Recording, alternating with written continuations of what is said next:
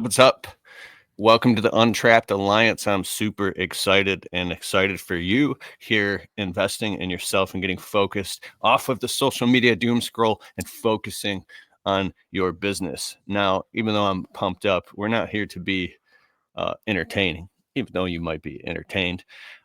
When my good friend DJ, Coach Carroll, from Kentucky comes on. I've known him since like 2014, and this guy has built multiple 6 and 7 figure businesses, and has built a sales team, a media business, an ads agency, multiple service businesses, and he's also a coach. And his, from my perspective, is not only being a business mentor but a friend to me. He has a unique gift and ability to he's helped me have a ton of what we call these epiphanizing bridges, where when he's talking and you really listen to what he's saying, I've gone, whoa, like life-changing stuff. He's also has his own conference. His conference, the one that I went to, is called Ignite, and there's a 90-minute period he was on stage speaking and teaching his social selling masterclass of how to do sales and marketing, close more deals, higher ticket prices.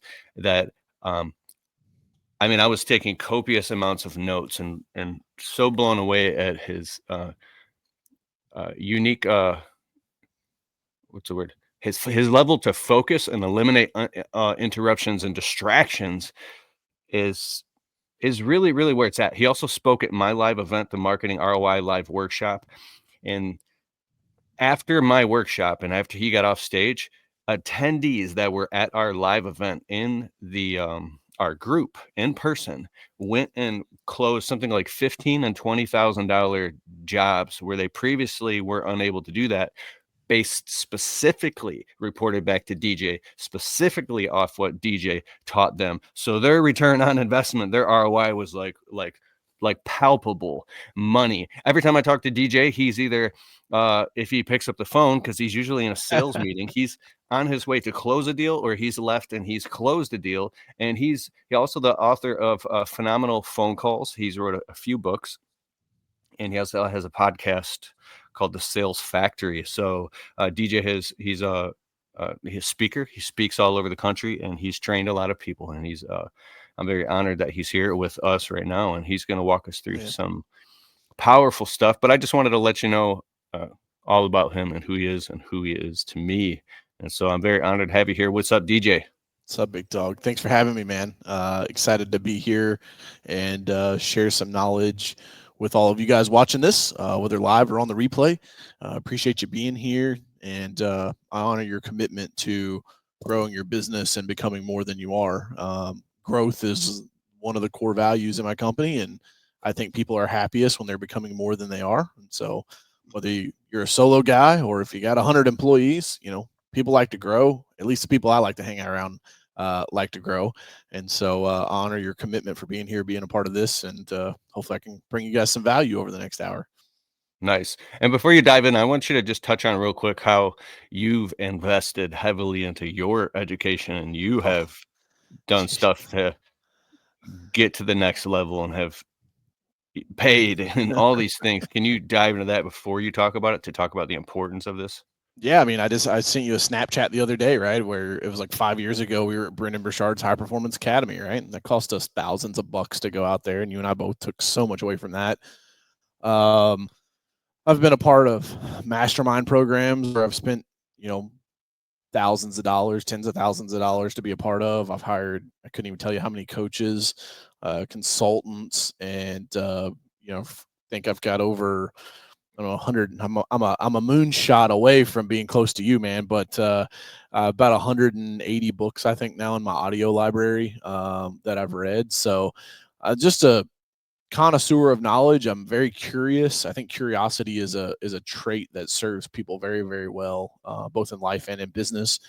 And so yeah, I just I've invested heavily because I think everybody needs a coach. I think people need multiple. I have multiple coaches. I think coaching can come in several ways, right? It can come through courses like this and one to many coaching, one-on-one coaching. And if you're broke, buy a fucking book, man. Like that's coaching in and of itself. Learning from the author or from the coach in their book. And so I think that we're one of the only species that we know of that can grow and become better than we are. Like we're not trees, we can move, we can improve, and I think that's one of the most powerful things in life is learning and becoming a better person. And no matter what you do, right? Whether it's being a better landscaper, a better father, a better husband, just a better human being, it's super important. And I invest lots and lots of money. Probably, I bet it's upwards of six figures at this point over my lifetime. I heard my very first, Keith, I think you know this, but I heard my very first sales coach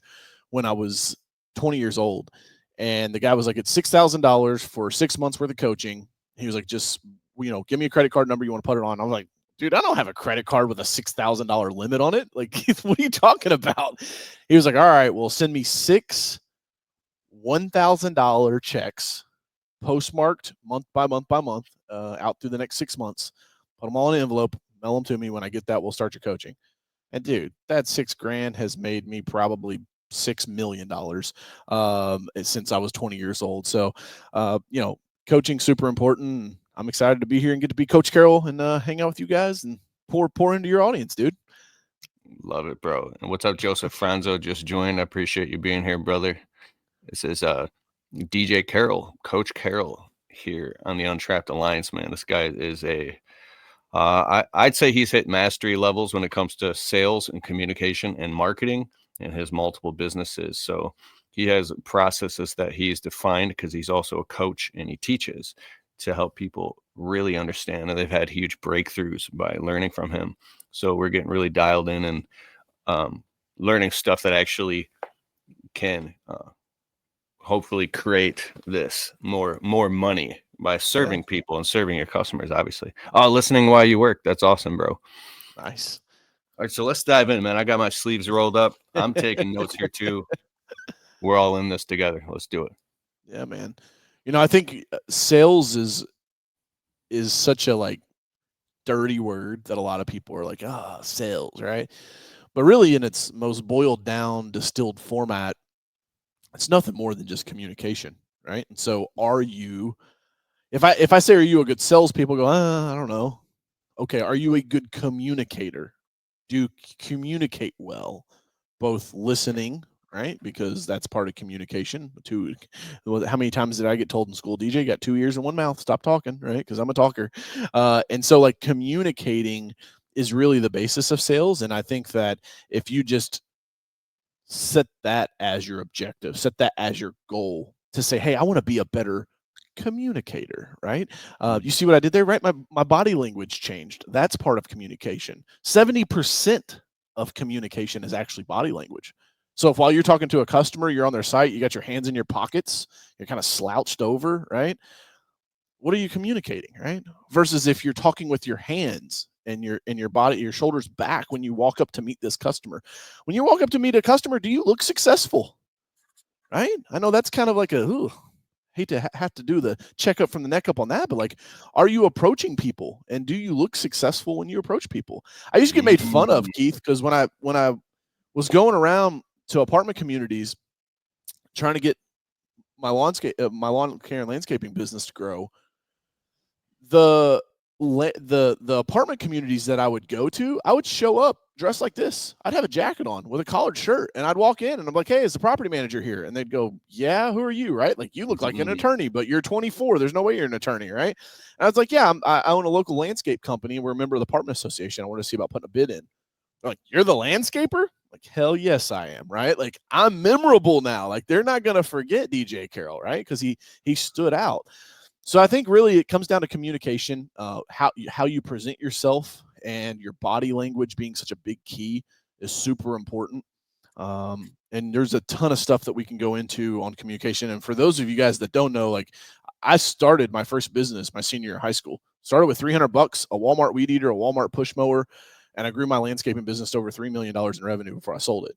So like, I've been where you guys have been in the green industry. Like, I know the battles that you're facing. I know the struggles that you're fighting every single day. And one of the things that I realized early on in business was what solves a lot of problems: more money, right? And so you get more money by becoming really good at sales.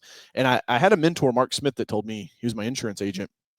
He said, DJ, nothing in business happens until a sale is made.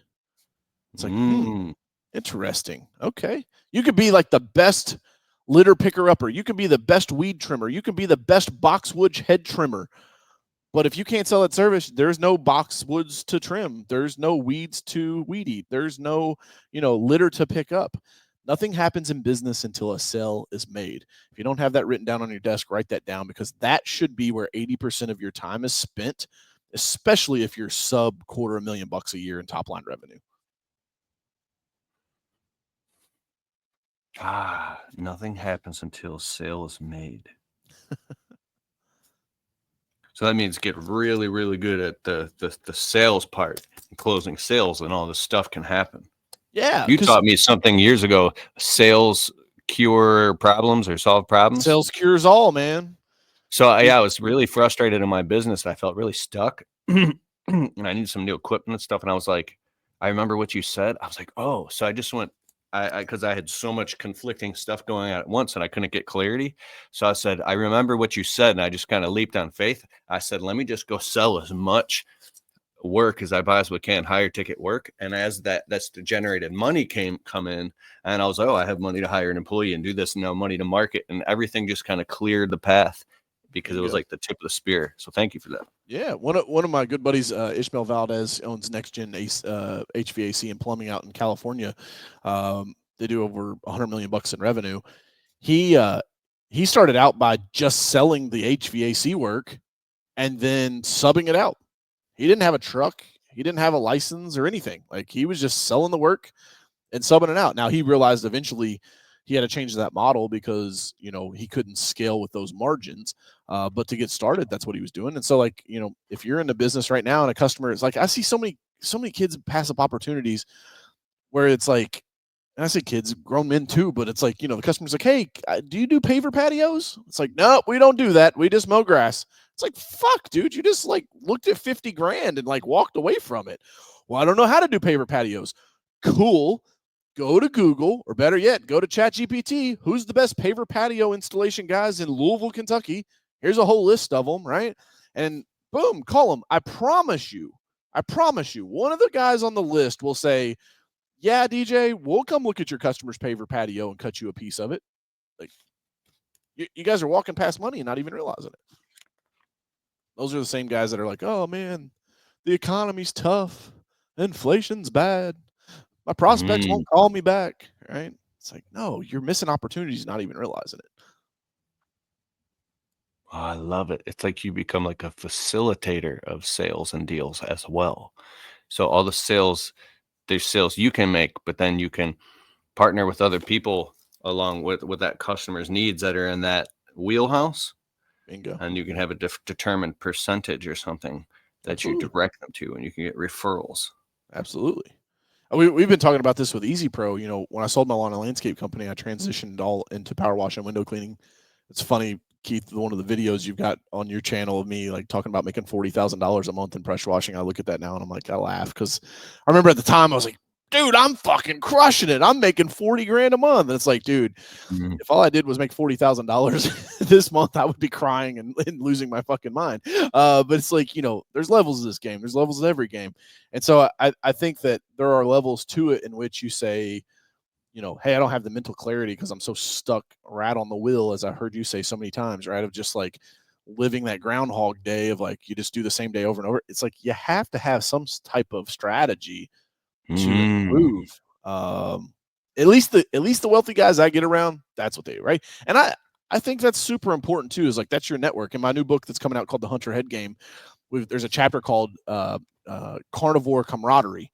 And so it's about getting around other people that are carnivores, right? It's like, if you want to be a hunter, but you're hanging around 5 gatherers, it's going to be tough, right? And then self-doubt will start to slip in, because maybe you got some friends. I know when I had my landscaping business and I was in my early 20s, buddies would call me like, hey man, it's Friday night. You going to this bonfire out on this farm? Like, gonna be a lot of girls there. It's gonna be fun.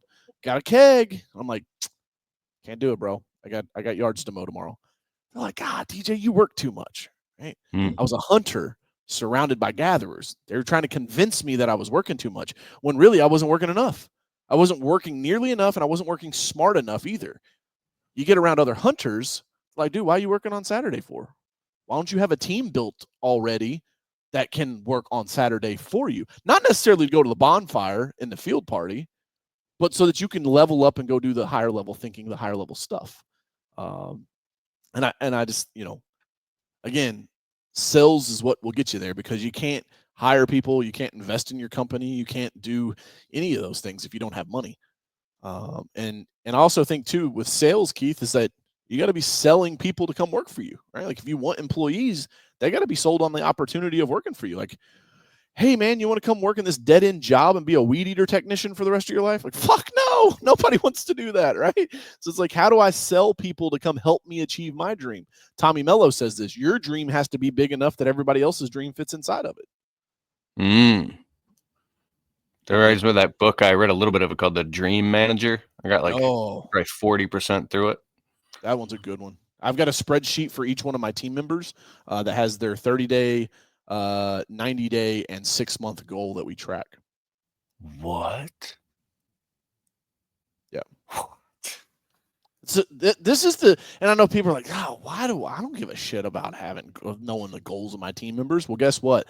That's what it takes to get to some of these levels. Do what you always done, you'll get what you've always got. You got me up here preaching, Keith. We're only 20 minutes in, man. So it's like looking at growth sales with growth as impossible and scary. Like if here's the feeling. I'm already so busy doing everything I can barely do now. I can't possibly do more. So it's like it's putting the focus on yourself, like my capacity in linear time to do more. But it's like an inversion. You're the facilitator communicator, and you're selling like a vision, and then they're building it. It sounds like. Yeah, man.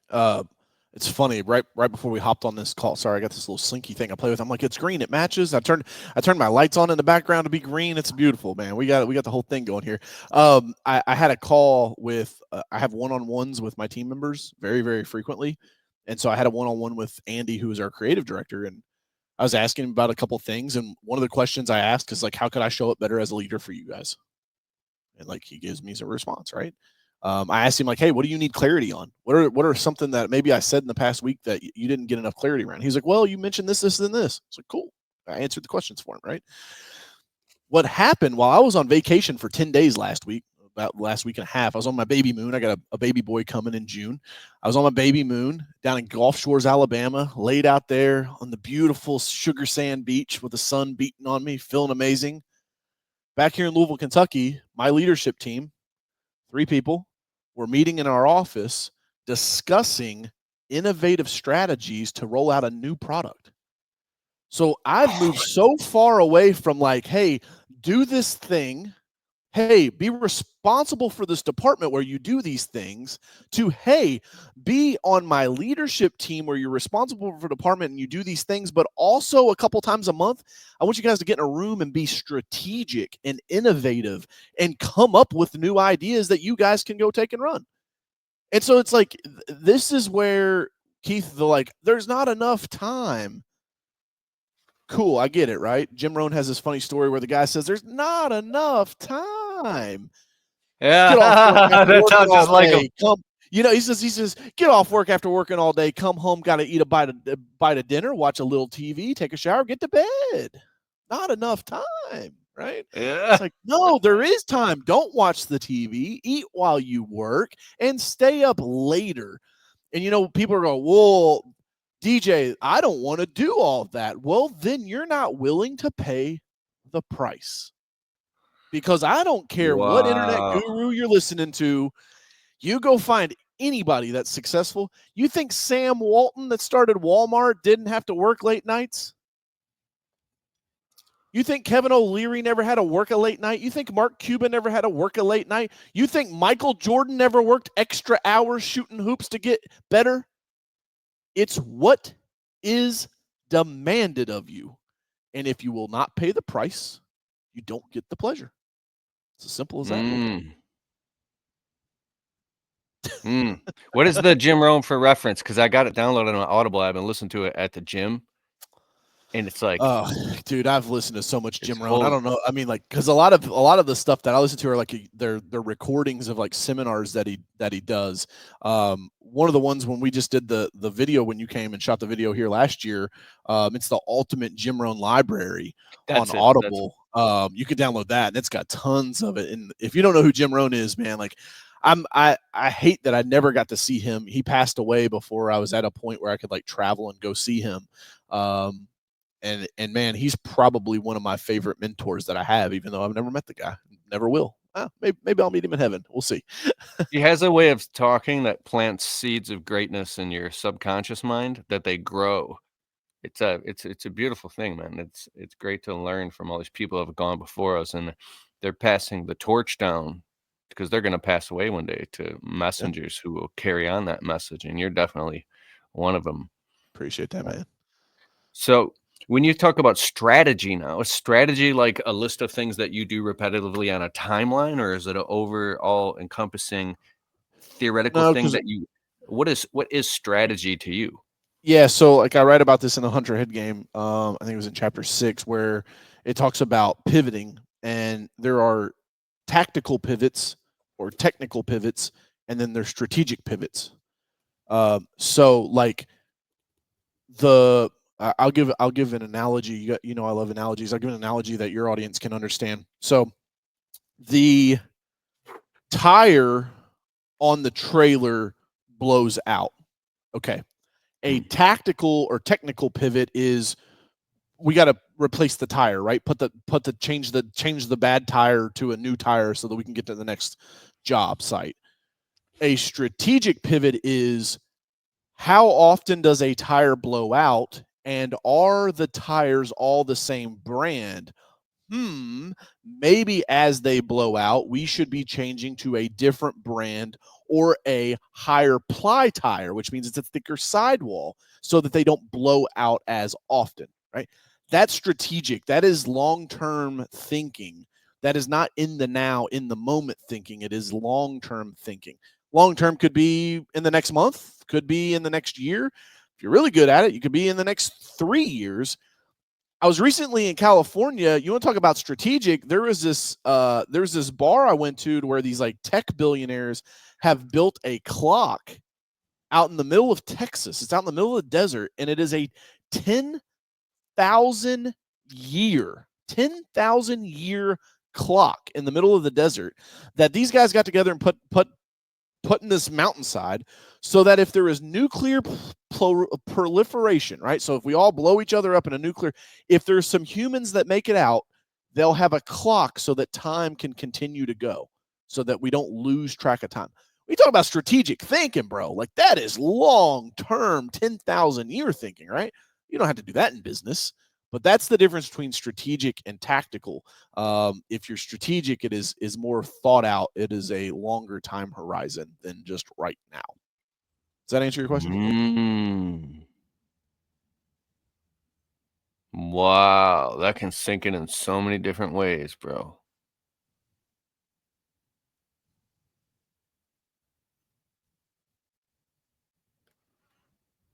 My friend William's a tree guy, and he'll be out buying some parts for something that, like, why are you buying? That's weird. What are you doing, bro? He's like, no, this thing is gonna break. It's not if, it's when. So he has all this stuff. He's like so proactive that it's like Mm. his shop is like a military base, bro. Yeah, Like absolutely. you're just He's ready to go. seems Strategic. very well prepared. Prepare. Oh, but thinking it out through. Okay, so now with sales, how do you like set up a sales system or a pulse, or is it just as it comes? Do you set it up and line them up and knock them down? What's the process so you can sell more jobs, Yeah. higher profit margins, dial it in, track it? Like, how does that work? So I think there's a couple of things in a small business that you can do. First and foremost is it's got to map back to your goals. So like if your goal is to do $1 million in revenue, um, and we only work 10 months out of the year, that's $100,000 in revenue. Okay, so then does that mean that we need to go find 10 $100,000 customers? Or do we need to find 100 $10,000 customers, right? Okay, that's based on recurring revenue. What we do is all design build. Okay, so now it's like, or I'm sorry, I said that backwards. That's all design build. Okay, it's recurring revenue. Okay, well then we just need to find 10 customers that will spend $10,000 with us every single month for 10 months, and then now we're at $1,000,000, right? You have to make sure that the maths. I see too many guys that are like, I saw a fucking young kid wannabe influencer the other day on social media popped up on my feed, and he was like, I mean, I don't even know, like, if like $100 million, like, I don't even know that I would stop working, bro. And I'm like, shut the fuck up. $100 million? Like, do you realize how much money that is? And he doesn't. Like, he was trying to flex, but it's like that means to get to that level, you've got to sell a company. You're not doing 100 million like in profits. Like, to do 100 million in profits, your company's doing 500, 600, 700 million dollars a year in top line, right? Maybe even more. So you're selling a company. That means you got to sell that company for probably 250 million. 50 million goes out the door to pay all the fees on it, and then you're paying 50% in taxes. So now you got 100 million liquid. Dude, you can do whatever the fuck you want with $100 million, right? And so I think grounding yourself in your goals of like, why is your goal your goal? And then also making sure that our strategy maps back to our goals. Like, are we on the road trip to get there? If you're like, I'm going to California, you leave Kentucky and you're headed to New York, probably not going to go out. That's not going to end too well, right?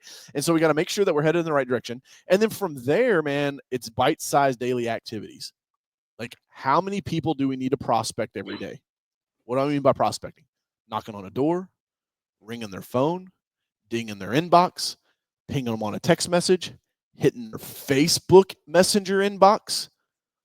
I just got onto my sales team the other day about this. I'm like, hey, you all are bitching and moaning because you got to call the front office. You don't have their cell phone. You do have their cell phone. Go find them on Facebook and send them a Facebook message. Ding! It's on their cell phone. Ta-da! There's more than one way to skin a cat. Not that I've ever skinned a cat. I don't know where that saying ever came from, but it's true. Right? There's more than one way to skin a cat. And so with that, I think you got to figure out how many people do I need to prospect? How many opportunities does that get me? And then what does my close rate need to be in order to achieve my goals? Right.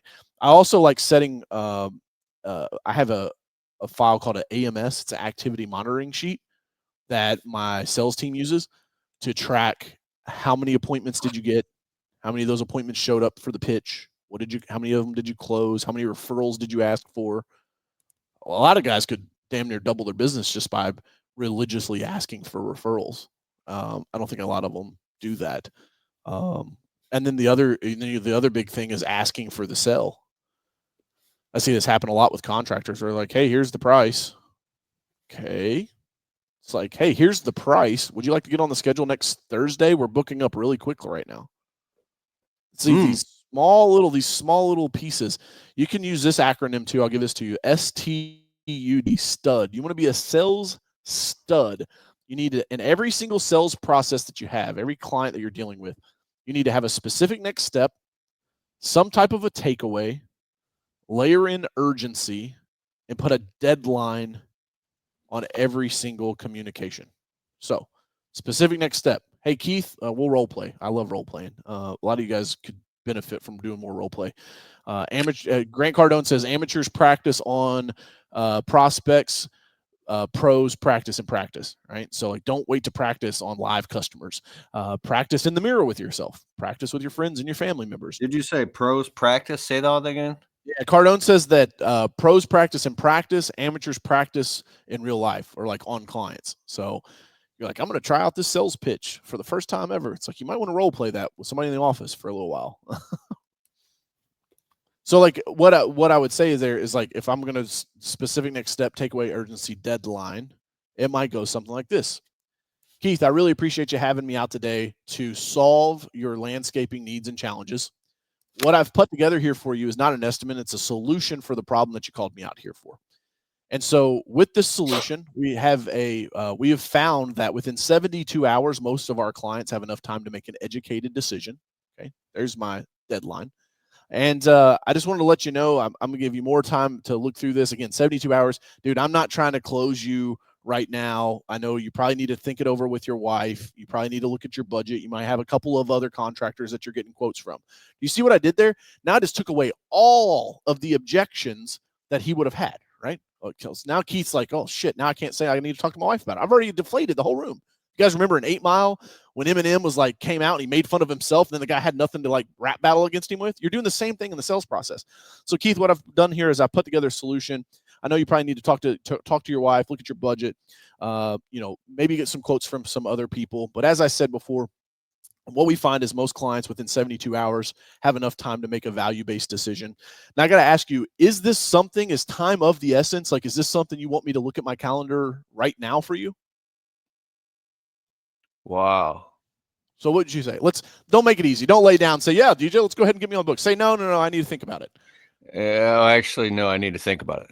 Totally understand. I hear that from a lot of my clients. Well, let me just explain how this was going to work. Future pacing, right? Let me explain how this is going to work. I'm going to send this over to you. I'm showing it to you right now on my iPad, but I've already sent a copy of it to your email inbox so that you've got a copy of it. Is it okay with you that I follow up in 72 hours, or would you like for me to follow up with you sooner than that? 72 hours is fine. 72 hours. Cool. So today's Wednesday. Let's call it, let's do end of day Friday, because I know the weekends can get a little hairy sometimes. Is that fair if I follow up with you end of day Friday? Friday's good. Perfect, man. Now, I will tell you right now, we're booking out about a week and a half to 2 weeks. Now, again, I got other people on my team and we're in high demand. So if I don't get a decision, say until Monday, if we need to extend over the weekend, just know that we could be looking early May before I can get this project done for you. Is that fair? Yeah, that's fair. Cool. So now, specific next step, I'm following up with you on Friday. I did the takeaway because I'm like, hey, if you delay this decision, if you don't give me a decision on Friday and you push it till Monday, I could be booking you into May. There's my takeaway. That creates a sense of urgency. And the deadline is, I've already told you twice now that within 72 hours, people have time to make a value-based decision, not a price-based decision, a value-based decision. And then there you go, man. You're done. You don't have to be the Jeremy Minor of the world and like, oh, I'm going to figure out how to pin you down and make you make a decision right now. It's like, bruh, you know who does that? People that have lousy pipelines. People that don't have 15 other people to go close right now, right? If Keith's my only prospect in my pipeline, you bet your ass I'm trying to get him to ink the paper while I'm here. But you look hungry. You look like a loser. Be a pro, baby. Attract the clients. You don't have to go beat them over the head and drag them back to the cave. It's like you're cutting out the fat and you're cleaning up the loose ends in real time and having them understand the clarity, how it's going to look. You're a professional. You've got other clients waiting. There's an urgency on it. So it shows that you're in high demand, and it creates like it helps them make a decision. If they're in, cool, but if they're out, you're not wasting each other's time. You're on to the next thing. Bingo. This is beautiful. If you really got some cojones about yourself, Keith might say, well, DJ, we were thinking, I know when you originally came out here, we talked about doing boxwoods. My wife's now talking about doing knockout roses, like those roses that stay bloomed all year. Like, would that change the price? Here's a savage takeaway. Keith tells me that, right? I look at my watch. I say, Keith, listen, I know you're probably going to come up with that and 15 more questions between now and Friday, man. I didn't mean to be rude and look at my watch here. I've got another estimate that I've got to get to. If you wouldn't mind, that's not going to change the price. It's going to break the deal, right? If that's the only micro change you guys need to make. But note those down as you guys are thinking about this project. This is a big deal, right? Tell them, I don't care if it's $1,000 or $100,000. It's a big deal to the customer. They're spending money here, right? This is a big deal. I don't want you to make this decision half-heartedly. So let's do this. I'll follow up with you on Friday. 2 o'clock is what I'm going to put here on my iPad and write that down. I'll follow up with you at 2 o'clock, not a minute sooner, not a minute later. And we'll get this decision squared away and we'll get this project off your plate. Sound good? Cool. And now I'm leaving. I'm done, right? I'm out. And I leave him going, damn, man, that guy had his shit together. The proposal looks sharp. Bing, damn, there it is. It is in my email inbox. Because you know what I used to do, man? Before I would go meet with the client while I was in the truck, I would turn on my hotspot on my phone and I would email them the proposal. And then I would go in and walk in and meet with them. So that like while they're like, because it's normally a little bit of a delay. Email servers are probably gotten a little better now. But like while you're sitting there meeting, they go bing. And it's like, oh, yeah, there's the proposal. Yeah, I sent that over to you, right? all these little things because now, again, they don't know what kind of work you do. They don't know that you're the best paver installer or the best landscaper in town. They may have looked at your Google reviews. Maybe a neighbor has used you. All they have to go off of making this decision, whether to give you the work over the next Tom, Dick, and Harry, is how well you present and frame the presentation of your solution. That's what they're buying. They hope that if that's really, really good, you don't fuck up the delivery, right, of like actually doing the work.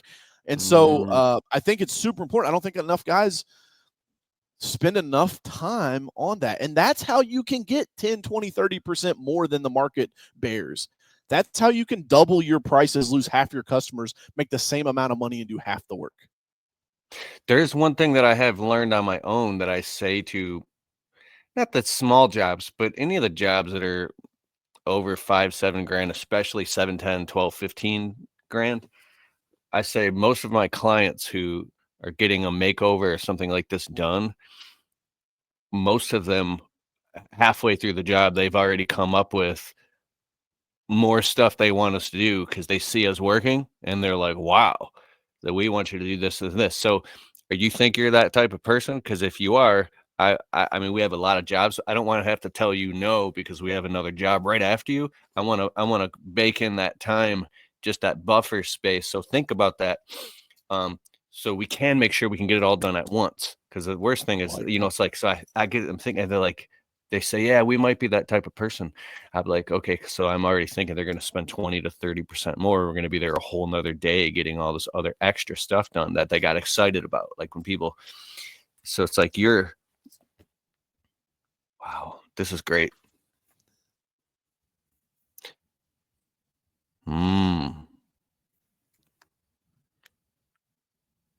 So it's step, takeaway, urgency, deadline? Specific next step. Oh, specific next step. Yes. You don't want to do I call that the Hail Mary. Give them the quote and, hey, Keith, take some time, look it over, and when you're ready to move forward, just reach out to us. Fuck. Good luck, bro. It's like you can't let luck dictate your success. I didn't say luck doesn't have something to do with your success. I think luck does have something to do with success. Right place, right time, right people. But don't let luck determine your success. Never leave a sales appointment without a specific next step. When are we talking again? Because if you would have said, hey, dude, I got my daughter's got a Little League game on Friday, like just follow up with me Monday. I really hate to push stuff out over the weekend, but I'll make an exception this time. I can make that work, Keith. What time on Monday you want me to follow up with you? Right? So always book a meeting from a meeting. So before you leave, say, hey, we're going to talk Monday at 3 p.m. Is that good? I'll put it in my calendar right now. Bingo. And I would tell you most landscapers don't send calendar invites. Most landscapers don't work from a calendar. Most contractors don't work from a calendar. I've never, ever, ever, and I've had lots of contractors working out here on the farm. I've never had a contractor be like, yeah, I'll be there on Tuesday. And then what's your email address so I can send you a calendar invite for that? You want to up your level of presentation? You want to up your level of professionalism? Start sending your customers calendar invites. Because guess what? The landscapers don't. But if you're doing a $10,000 project for a business guy, that dude eats, sleeps, and breathes by his calendar.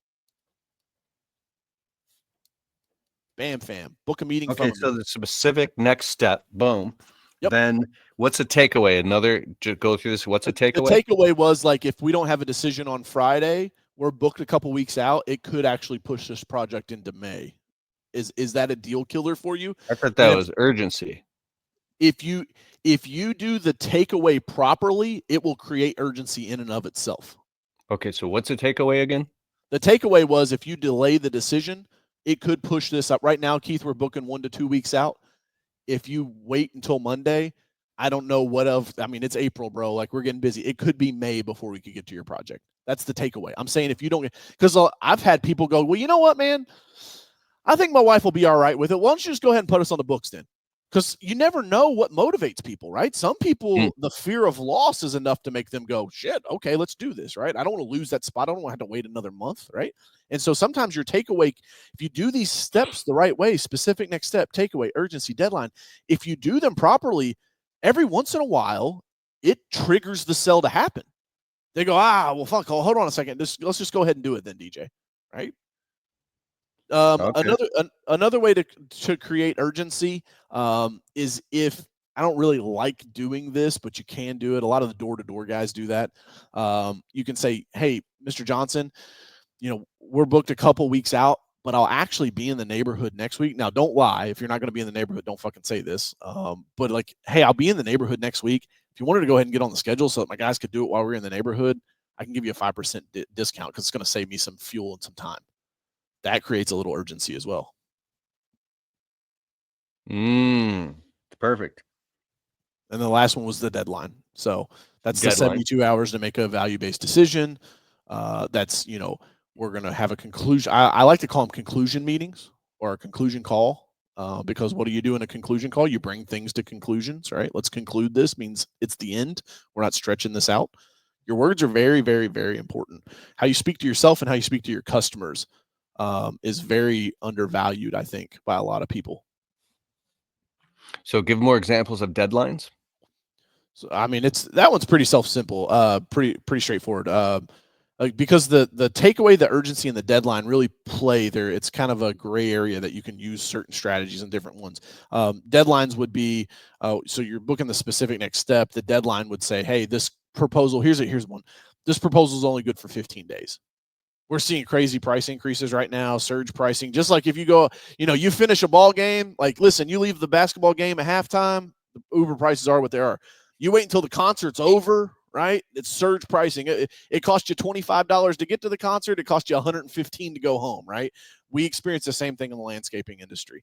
And so, just to let you know, like, we can only let our proposals, our solutions, they're only good for 10 days. The pricing's good for 10 days. Now, that's not to say, Keith, if you check back in with me that the price is going to go up, it may not, but I can only validate this proposal for 10 days. Right? Okay, cool. There's a deadline as well. And when you like that, it's interesting. As you're doing business and you're in the trenches doing all this stuff actually comes to the surface and happens naturally, but now you have a way to discern it and how to strategize and say, oh, okay. And so it creates it's like a space for you to put a structure in, a conversational sequential triggers that you hit, touch points. So this is real stuff to make real money. And there is no magic bullet in business. There's just small percentage swings, right? So it wasn't that Michael Jordan shot 1,000 free throws and now all of a sudden he's a 91% free throw shooter. It's like, no, Michael Jordan shot 1,000 free throws and he went from 84 to 84.5. Then he shot another 1,000. He went from 84.5 to 85%, right? Like it's little swings. And so what happens is like, man, you did the takeaway, you did the urgency, you did the pricing, but you forgot to set the specific next step. So now you don't have a specific follow-up date and time. Shit, right? Close percentages went backwards a little bit. Okay, I did the specific next step, but I didn't talk about urgency or I didn't say that we're booked out 1 to 2 weeks, right? Like, what happens? This is the thing. If you guys, I would be booking out 1 to 2 weeks because it's a policy in our business. That doesn't mean I have work scheduled 7 days a week for the next 2 weeks. It is our policy that we book out 1 to 2 weeks, right? So now if that's my policy, I'm not lying when I tell Keith, on average, we book out 1 to 2 weeks. But what's this tell my customer? Goes, oh, this guy's not just sitting around twiddling his thumb. He actually has customers that he's doing work for. Like he must be legit, right? You guys, like, these little things that go on in the customer's mind, that's why the persuasion happens not by one silver bullet. It's death by 1,000 paper cuts. That's what makes a killer salesperson. A killer salesperson wins because they kill the prospect with a death by 1,000 paper cuts. It's taking all their objections away because I covered them all in my presentation. Well, I'll give you an example, Keith, in the power washing business. We wash houses in Kentucky. They stay clean for 12, 18, sometimes 24 months if it's out in the open, right? I said, hey, we're not leveraging this at all. Nobody in our market has warranties. Let's give a 24-month warranty with all of our house washes. We'll warranty that no mold, mildew, or algae will come back 24 hours after wash, or 24 months after washing your house because of our proprietary soap and the way that we clean. Now, I've created a blue ocean because nobody else offers that. We're the only company in the market that does it. Now, eventually people catch up, right? And they start saying, oh, I know how DJ's doing that. It's not really a warranty. They just stay clean that long. Then I realized, I said, well, shit, hold on a second. I'm training my customers to only call me every 2 years. So we cut our warranty in half. Now it's a 12-month warranty. Guess what happens at month 13? Ring, ring. Hey, Mrs. Johnson, this is so-and-so with Easy Pro. Just want to let you know your house wash warranty expired last year. You may be seeing some mold, mildew, algae, cobwebs. Wanted to see if you wanted to get yourself back on the schedule. We actually have a really good discount right now for returning customers. Are you interested to hear more about that? These are the things, man, that this is like, it greases the skids, man. Bro. I'm the one hosting this workshop, and I'm sitting here having all the epiphanies. Good. I'm glad. Hopefully, Joseph and it looks like Chad and Rick, a couple other people. Listen. I hope whoever's listening to this gets some takeaways, and you've had some epiphanies, some ahas. I'll tell you, the guy when I did the marketing ROI event, I was talking about marketing strategies, and I shared the baby shoe tactic. And so if you've had a hard time, where I really leveled my landscaping business up is when we started getting government contracts and commercial multifamily properties, right? So big apartment complexes. And so those are longer sales cycles, meaning that they just take longer to close. It's not a one call, one meeting close. My biggest one was a 6-figure deal. It took me 3 years. 3 years of showing up, buying lunches, asking to bid on it, and finally they're like, sure, give us a bid. Boom, we got the deal. It's a 6-figure project, right? There's a strategy that I use, and I learned this from my first sales coach, Chuck, that if you're having a hard time getting somebody to respond to you, now this is a big commercial client, right?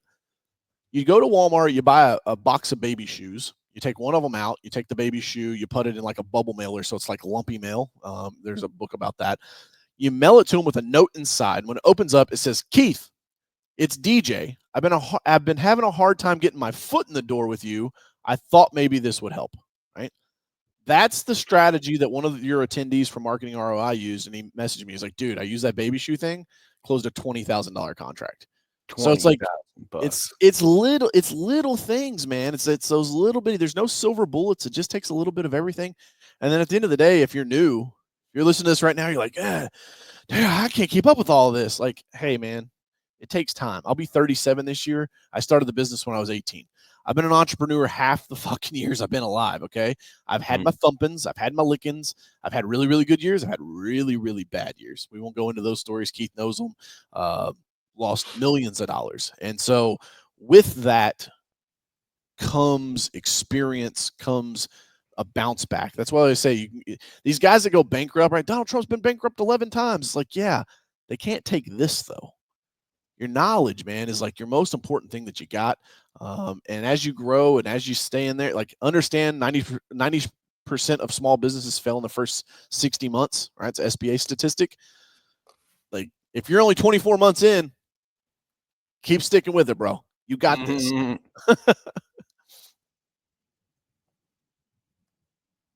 Wow. Got me fired up over here. I'm starting to sweat a little bit. I'm practicing that, like you're saying something really good. Instead of me just waiting for my turn to speak or think about what I think about it, just really let what you say thinking. One thing I'm learning about the ego is sometimes as say a man with an ego, well, here's a challenge is to just like put it all aside and say, what if there are people out here that are actually brilliant and have a much deeper skill set in a specific area or topic than I do? And never mind some of these high, like freaking Tony Robbins is Tony Robbins and these crazy high level, billionaires. Like they're like, how can I say this?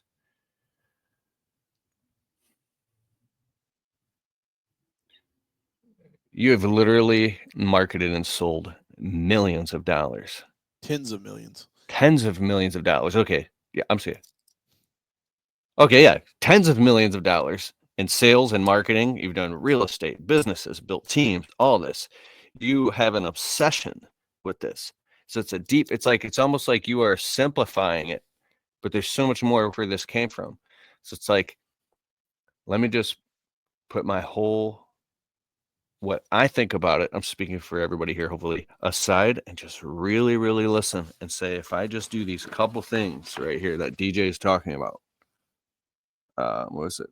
STUD, specific next step, the takeaway, urgency, deadline, pros practice and practice. So role playing with sales, maybe get a whiteboard or a piece of paper like this and start drafting out your marketing, right? Send customers calendar invites. You said death by 1,000 paper cuts. Getting really clear about all the details and hitting the customer from all those different angles and getting really clear and concise and precise about your sales and selling with the customers. That's really, really powerful. Now, what if somebody's so busy, they have so many phone calls and they're dealing with so many different people and they're getting frustrated because they're like, how do I deal with these tire kickers? How do they know not to quote unquote cast pearls before swine? To who do they spend that time with so they know it's going to be profitable? So 2 things on that: raise your prices. That'll solve that problem automatically. And if you think, Do you have to have some type of price transparency so it just automatically weeds out those people? How do you?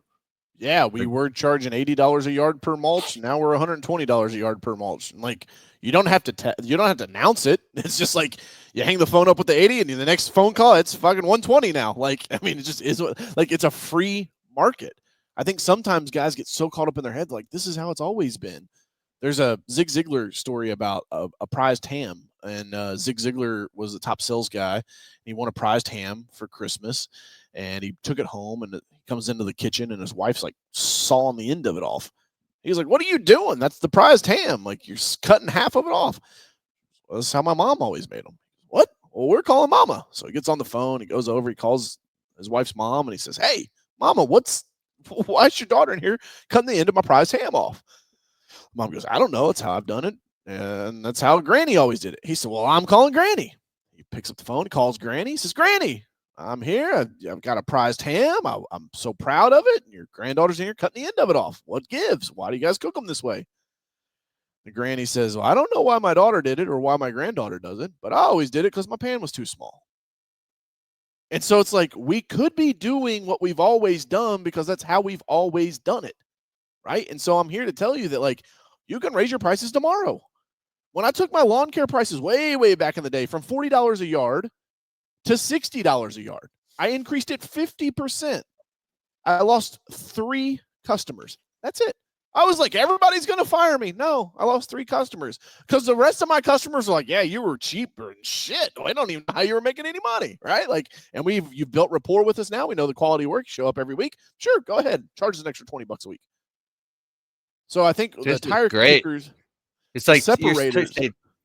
take the entire psychology of the way you've been running your business and just say, let me just put that over here and do even like an experiment. And let's just do something totally different. Instead of doing it the way I've always done it, you feel stuck like you have to, but it's really just because it's the way you've always done it. It's just Yep. a story in your head. Or what were you Yes. saying? And and you will always believe your stories more than anyone else's stories. Like, we are the biggest entrepreneurs are the biggest believers of our own bullshit, and sometimes to our own detriment. Now, sometimes to a huge upside because you saw the thing that you were going to build way before anybody else could see it, right? When I told my teaching lady in school, my senior year of high school, that I was going to be a millionaire by 30 and I was going to go build a big business, she couldn't see past the fact that I was turning down 8 football scholarships, throwing my life away as a chemical engineer to go sit on a lawnmower and mow grass for the rest of my life, right? That's literally what my guidance counselor, she said, "So what, you're just going to mow grass for the rest of your life?" I said, "No, and if it doesn't work out, I'm pretty sure the university will accept my money. I can go there next year," right?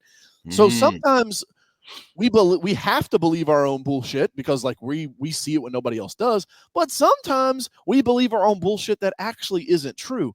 And what you were saying earlier, Keith, about like the death of the ego and putting your ego aside, I always remind myself that everyone, you can't do something for everyone, but everyone can do something for someone. You can't do something for everyone, but everyone can do something for someone. And if you flip that, that means that everybody in the world can teach you something. Sometimes it's what to do, sometimes it's what not to do. We pay the guru and the successful business guy to put on the seminar and talk to us for 2 days to teach us all the things that we should be doing. But we don't stop and talk to the guy huddled under a bridge, dirty and homeless, and say, hey, mister, you had a beautiful family, 2 great kids, an amazing job, and you threw it all away. Tell me, why did you do that? Because there's something to learn from that guy just as much as there's something to learn from the big business guru. I love it. And then in closing, I want you to quickly tell the story in your high-rise apartment of how like the coach let everybody batter ram into you and it helped you overcome your fear of like facing hard stuff in life. Dude, that was mind-blowing. Yeah, that was a video I'd made right as COVID was happening, and everybody was scared. And I actually remember that day so vividly, Keith, because I was on my way to the high rise and I stopped and got gas, and I remember going like, "Oh, do I need gloves or like hand sanitizer to touch this gas pump?" And I was like, the fuck are you doing, dude? Like, is this how you're gonna live the rest of your life? Like, you're just gonna be scared about these like germs that might or might not be on the gas pump? Like, this isn't any way to live. And so then I made this video when I got to the high rise, and I talked about how when I played Little League football, I didn't like getting hit. It was like I didn't like it. I was a little scared of it. And my coach said, Carroll, get over here. He grabbed me by the back of the shoulder pads, like underneath like your chest plate that you got. And I think the drill was called Oklahoma. Somebody will be in the comments like, dude, it's not Oklahoma. It was called this. It's cool. Check me on it. But it's what you do is there's 2 lines. Basically, the team gets into 2 lines, and the coach had me like a tackling dummy. And it was just, you just popped. You didn't tackle, you just popped. And so like this guy would come, the coach would pop. This guy would come, he would pop. And it was back to this line. This guy would come, pop. And so like I'm just hitting and hitting and hitting. And what I realized was I had all the momentum of the coach behind me hitting. And so if you hit that kid harder than he's hitting you, it actually doesn't hurt. And what I realized was like that fear inside of my head was a lot of it was just made up. And so I think a lot of that holds people back. People don't achieve the level of success they want for 2 reasons. Either one, they're afraid that if they do get there, people will now hold them to that high standard of success. And that's a little overwhelming. Or they think that they're going to fail along the way and people's opinion of them will impact them. Let me tell you something. The desks in first grade are small for a reason. You're not supposed to stay there. You're supposed to level up. You're supposed to go try new, hard things. That's part of being alive. If you want to go huddle in the corner, put a sheet over your head, let the government give you 3 more meals a day, like be my guest, man. But I got to tell you, there's so much more to life than that. And you guys know that because you're in this coaching call. You're in here listening. You're in here getting better. You want to improve. You want to grow. You want to be more than what you are. Remember, growth, man. One of Coach's core values, right? Growth, innovation, velocity, and excellence. Those are my core values. And so I think growth, core values. I know I was like, I'm supposed to talk about sales, but man, I'm such a culture junkie. I can't help it. You're doing it. Growth, innovation. Growth, innovation, velocity, and excellence. Growth, I believe that people are happiest when they're growing, becoming more than they are. Yeah. Innovation, just because it's the way we've always done it, doesn't mean it's the way we should always do it. Velocity, speed in the right direction.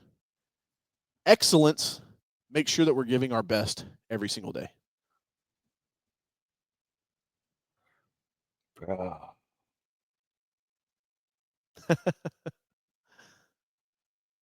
Thank you. Yeah, man. This is beautiful. Thank you for letting me come on, guys. Thanks for watching and tuning in and allowing me to live out my purpose of being Coach Carroll. Come help you guys grow and achieve your dreams and all your wildest, craziest goals. I think all of our problems in society are solved by entrepreneurs. People that have enough willpower, enough crazy self-belief that they can go out there and make a difference on their own. And I just honor your audience, man, for being one of those people. I love it, man. And what are your handles if people want to find you or watch some of your content? Yeah, well, so I used to say hashtag Coach Carroll on any of the social media platforms, and like Pete Carroll, the Seattle Seahawks coach, like retired, and I was like, sweet, I got this. Well, now he's like back in the NFL, so you'll either see content from me or you'll see content from Pete Carroll, the NFL coach. But hashtag Coach Carroll, or just go to CoachCarroll.com. I've got tons of free resources on there, tons of blog posts. Goal action planners that you can set goals and use. I've got a 70-minute cold calling. If you're like, man, I really wanted more sales stuff about phones, like 70-minute free cold calling webinar. And then you can grab my book, phenomenalphonecalls.com. Sonny's in the chat. Just put CoachCarroll.com in there. Appreciate that, Sonny. Thank you.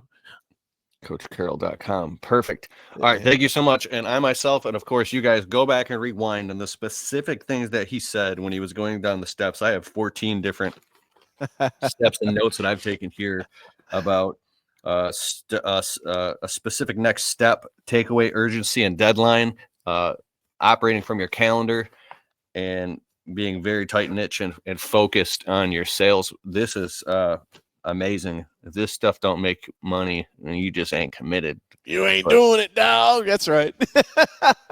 I got to run, man. I actually have a one-on-one with another team member I got to get to. So I appreciate you guys having me here. And as I always say, hustle. It's worth it. Thanks. And thank you, DJ. Thank you, everybody, for being here. I'll see you on the next Untrapped Alliance. Peace.